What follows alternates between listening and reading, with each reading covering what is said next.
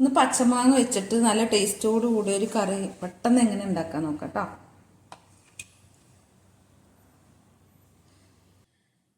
ഞാൻ 2 സ്പൂൺ വെളിച്ചെണ്ണ ഒഴിച്ചിട്ടുണ്ട്. അതിലേക്ക് ഒരു പിടി ചെറിയുള്ളി, ഒരു 5 പച്ചമുളക്, 1 ടേബിൾ സ്പൂൺ ഇഞ്ചി. ഇതിലേക്ക് 2 മാങ്ങ എടുത്തിട്ടുണ്ട്. അതും കൂടെ ചേർത്ത് കൊടുക്കണം. ഇത് അത്യാവശ്യം പുളിയില്ല മാങ്ങ. 1 ടീസ്പൂൺ മഞ്ഞൾപ്പൊടി, അങ്ങനെ 5 പച്ചമുളക് ചേർത്തിട്ടുണ്ട്. അപ്പോൾ 1 ടേബിൾ സ്പൂൺ മുളക് പൊടി കൂടെ ചേർത്തിട്ട് ഇതിനാവശ്യമുള്ള വെള്ളം ഒഴിച്ച് ഉപ്പിട്ട് നമുക്കൊന്ന് വേവിച്ചെടുക്കാം. 1 തണ്ട് കറിവേപ്പില ചേർക്കുന്നുണ്ട്. കുറച്ച് ഉപ്പ് ചേർത്ത് കൊടുക്കുന്നുണ്ട്. ഇത് വേവാൻ ആവശ്യത്തിനുള്ള വെള്ളം ചേർക്കുന്നു.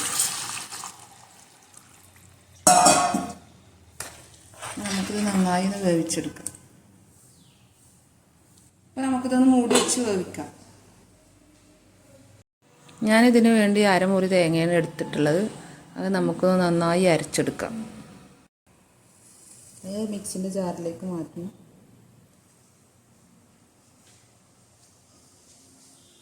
ഒരു 4 അല്ലി ചെറിയുള്ളി, ഒരു 4 അല്ലി വെളുത്തുള്ളിയും ചേർക്കുന്നുണ്ട്. ഒരു 3/4 ടീസ്പൂൺ ചെറിയ ജീരകം ചേർത്തിട്ട് നന്നായി ഒന്ന് അരച്ചെടുക്കാം.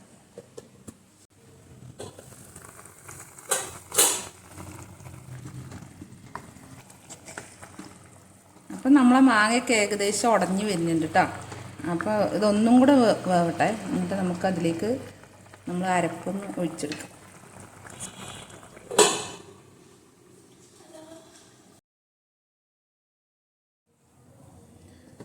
അപ്പോൾ നമ്മളെ കറിയിൽ നമ്മൾ തേങ്ങ ഒഴിച്ചു. ഇനി ചെറുതായിട്ടൊന്ന് അപ്പോൾ ഇത് ചെറുതായിട്ടൊരു തള വന്നിട്ടുണ്ട്. ഇനി നമുക്കിത് ഓഫാക്കിയിടാം. അതിലേക്ക് നമുക്ക് കടുക് താളിച്ചൊഴിക്കാം.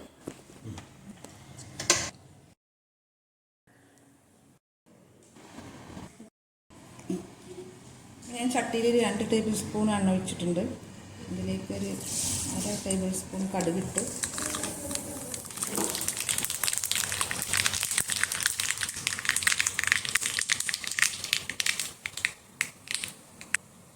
കുറച്ച് ചെറിയുള്ളി, 2 പച്ചമുളക് നീളത്തിൽ ഇടുന്നു, ഒരു 2 വറ്റൽമുളക്, കുറച്ച് കറിവേപ്പില.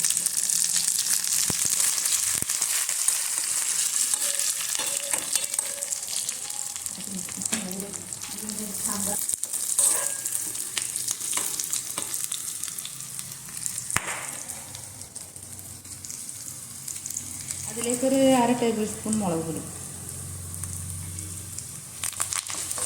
ഒന്ന് ഈ എണ്ണയിലിട്ടൊന്ന് ചൂടാക്കുക. കറിയിലേക്ക് ഒഴിക്കും.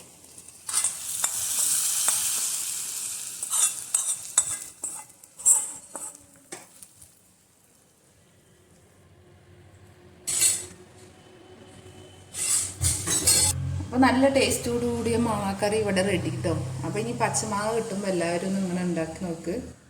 ഇഷ്ടപ്പെട്ടാൽ ഒന്ന് ലൈക്ക് ചെയ്യുക, ഒന്ന് സബ്സ്ക്രൈബ് ചെയ്യുക.